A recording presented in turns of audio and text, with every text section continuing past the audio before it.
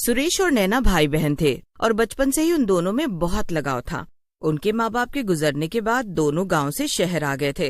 नैना एक call centre में काम करने लगी और सुरेश अभी भी नौकरी ढूंढ रहा था। एक शाम को उनका मकान मालिक उनके पास आया और बोला, देखो, मैंने तुम दोनों को काफी लंबे वक्त से अपने घर पर किराए पर रखा हुआ है, लेकिन तुम दोनों कभी भी किराया समय पर नहीं देते हो। अब ऐसे काम नहीं चलेगा। भैया, आप तो जानते ही हैं ना कि सुरेश को कोई नौकरी नहीं मिल पा रही है। मैं अकेले ही काम करती हूँ, लेकिन जैसे ही उसे नौकरी मिल जाएगी हम आपका किराया एकदम समय पर देने लगेंगे। अरे अरे, कब से मैं यही कहानी सुन रहा हूँ। अब बस बहुत हुआ, मुझे अब से अपना किराया एकदम समय से चाहिए। और इतना ही नहीं, अब मैं किराया बढ़ा भी रहा हूँ। तभी सुरेश वहाँ आ जाता है और ये सब सुन लेता है। वो मकान मालिक से कहता है, क्या? अरे, ये तो सरासर गलत है ना भैया। आप ऐसे अचानक से किराया क्यों बढ़ा रहे हैं? ओह, तो अब तुम मुझे बताओगे कि क्या गलत है और क्या सही? हाँ, अगर आपको तमीज नहीं है तो मुझे ही बताना पड़ेगा ना। ठीक है, तो अब कल के कल तुम मेरा घर खाली करके यहाँ से दफा हो जाओ, वरना मैं पुलिस को बुला लूंगा। जाओ और कहीं जाओ और अपनी तमीज की शिक्षा दो। इतना बोलकर मालिक गुस्से में वहाँ से चला जाता है। ये सब तुमने क्या किया सुरेश? इस शहर में इतनी महंगाई है और बड़ी मुश्किल से हमें कम दाम पर ये घर मिला था।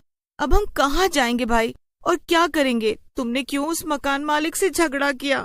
तो क्या मैं उसकी बकवास सहता रहता नैना? अरे, मैं काम ढूंढ तो रहा हूं ना, जल्दी मुझे काम मिल भी जाएगा, देखना। तुम फिक्र मत करो। मेरा एक दोस्त है जिसका घर खरीदने और बेचने का बिजनेस है। उसके पास रहने के लिए कोई ना कोई जगह जरूर होगी। हम कुछ वक्त के लिए वहां रह लेंगे और फिर तब तक कोई दूसरा काम ढूंढ लेंगे।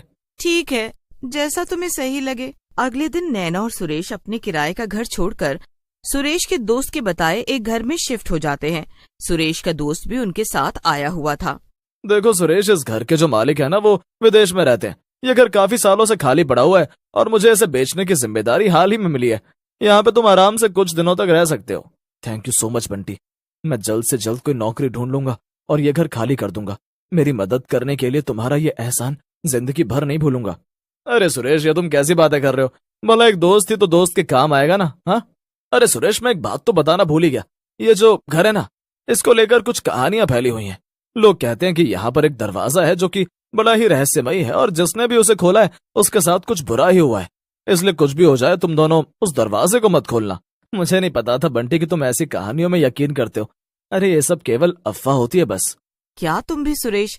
अगर बंटी कुछ कह रहा है तो मान लो ना। बंटी, तुम बिल्कुल भी फिक्र मत करो, हम उस दरवाजे से दूर रहेंगे। इसके बाद बंटी वापस अपने घर चला जाता है और सुरेश और नैना मिलकर घर की थोड़ी बहुत सफाई करने लग जाते हैं। रात हो जाती है और दोनों लोग खाना खाकर सोने चले जाते हैं।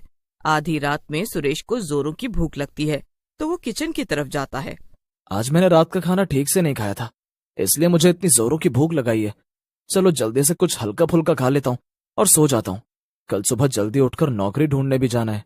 सुरेश किचन से खाना खा के जब वापस अपने कमरे की तरफ जा रहा था तो उसे वही भूतिया दरवाजा दिखाई दिया। तो यही है वो रहस्यमय दरवाजा। ये नैना और बंटी जैसे पढ़े लिखे लोग भी कैसी कैसी कहानियों पे यकीन करते हैं। अभी तो नैना भी सो रही है, जरा मैं इसके अंदर जाकर देखता हूँ कि आखिर अंदर क्या है ऐसा। सुरेश बिना ज्यादा कुछ सोचे समझे दरवाजे को खोलकर अंदर चला गया। अंदर अंधेरा ही अंधेरा था और दूर दूर तक कुछ भी नजर नहीं आ रहा था। ओह, इस जगह तो एक भी लाइट नहीं है। जरूर बिजली वाला यहाँ आने से डर गया होगा, इसलिए यहाँ लाइट नहीं लगाई गई। चलो बहुत हुआ टाइम पास, अब वापस चलकर सो जाता हूँ, वरना कल सुबह आंख नहीं खुलेगी। सुरेश वापस जाने लगता है, तभी एक रोशनी उसका पीछा करने लगती है। सुरेश वापस दरवाजे से बाहर आ जाता है, वो रोशनी भी उसके साथ चली आती है। फिर वो अपने कमरे में जाकर सो जाता है। अगले दिन नैना उसे उठाने आती है। उठो सुरेश, क्या तुम्हें देर नहीं हो रही है? मुझे भी काम पे जाना है, मैंने तुम्हारे लिए नाश्ता बना दिया है, जल्दी से चलकर खा लो। नैना सुरेश की बातों को नजरअंदाज कर देती है और जल्दी से अपने काम पर चली जाती है। सुरेश भी नौकरी ढूंढने के लिए तैयार हो रहा था, लेकिन उसे पूरे टाइम यही महसूस हो रहा था कि उसके कंधों पर बहुत वजन है। जैसे तैसे सुरेश नाश्ता करके चला गया। ओहो, अभी तो मैं कुछ दूर ही चला हूं और अभी से ही मुझे ऐसा लग रहा है कि मानो मैं गिर जाऊंगा। नहीं, मुझे वापस घर जाना पड़ेगा, वरना मैं पक्का यहीं गिर जाऊंगा। सुरेश वापस घर आ जाता है और मुंह धोने के लिए बाथरूम के शीशे के सामने जाकर खड़ा हो जाता है। लेकिन जैसे ही वो शीशे में देखता है, उसके पैरों तले जमीन ही खिसक जाती है। उस पर एक भूत सवार था। ये क्या? भूत, भूत बचाओ! चिल्लाना बंद कर, वरना मैं तुझे तुरंत खा जाऊंगा। क्या?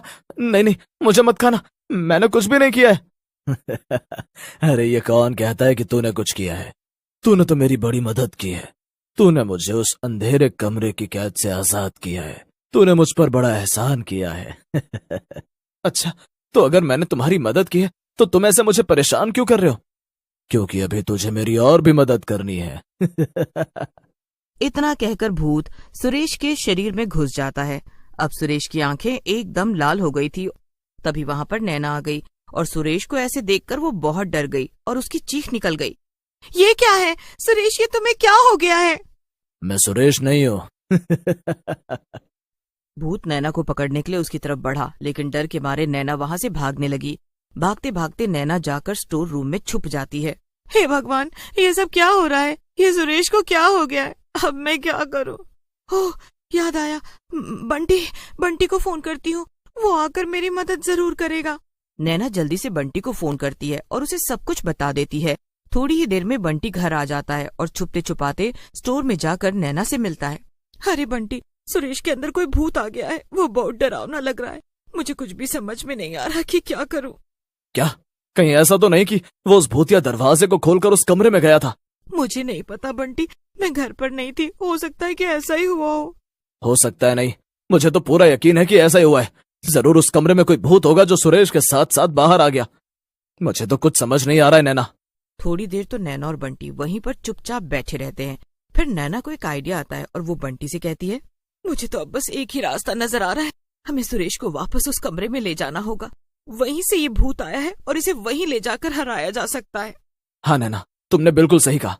मुझे भी यही लगता है कि ये भूत उस कमरे में ही सबसे ज्यादा कमजोर होगा, इसलिए वहां पर इसे हराना बहुत आसान होगा। तो देर किस बात की है, हम आज रात ही अपने प्लान को अंजाम देंगे बंटी। रात होते ही नैना और बंटी दोनों उस भूतिया दरवाजे को खोलकर उस अंधेरे कमरे में चले गए। यहाँ तो बड़ा अंधेरा है नैना, मुझे तो कुछ डर लग रहा है। चुप करो बंटी, ये डरने का समय नहीं है। अरे डरने का भी कोई समय होता है क्या नैना? अच्छा ये बताओ, तुम सुरेश के ऊपर सवार उस भूत को यहाँ लाओगे कैसे? बस तुम मेरे साथ इस दरवाजे से सट कर खड़े रहो। जैसे ही मैं तुमसे कहूँ, मेरे साथ सुरेश के पैर पकड़ लेना और उसे यहाँ अंदर खींच लेना। मैंने उसके लिए एक ऐसा जाल बिछाया है कि वो यहाँ जरूर आएगा। नैना और बंटी चुपचाप खड़े रहकर भूत के आने का इंतजार करने लगे। असल में नैना ने भूत के लिए एक जाल बिछा रखा था। उसने दरवाजे पे ही 2 मरे हुए चूहे रखे थे और उसका प्लान भी काम कर गया। भूत चूहों को सूंघते हुए वहां तक आ पहुंचा। तभी भूत को दरवाजे के पास पड़े चूहे नजर आते हैं। भूत लालच में आकर चूहों को खाने के लिए दरवाजे के पास आ जाता है। बंटी और नैना मिलकर भूत के पैर पकड़ उसे दरवाजे से अंदर खींच लेते हैं। अंदर आते ही भूत तड़पने लगता है। थोड़ी ही देर में वो सुरेश के शरीर से बाहर आ जाता है और दूर जाकर गिर जाता है। ओह नहीं, मैं फिर से इस कमरे में कैसे आ गया? यहाँ तो मेरी कोई भी शक्ति काम नहीं करती। मुझे जल्दी से यहाँ से बाहर निकलना होगा। भूत वापस सुरेश के शरीर में घुसने की कोशिश करता है, लेकिन उससे पहले ही नैना और बंटी सुरेश को उठाकर कमरे से बाहर ले जाते हैं। नैना जल्दी से उस दरवाजे को बंद कर देती है और भूत फिर से वहीं पर कैद हो जाता है। सुरेश और नैना उस घर को खाली कर देते हैं और वो भूतिया दरवाजा एक बार फिर से हमेशा के लिए बंद हो जाता है।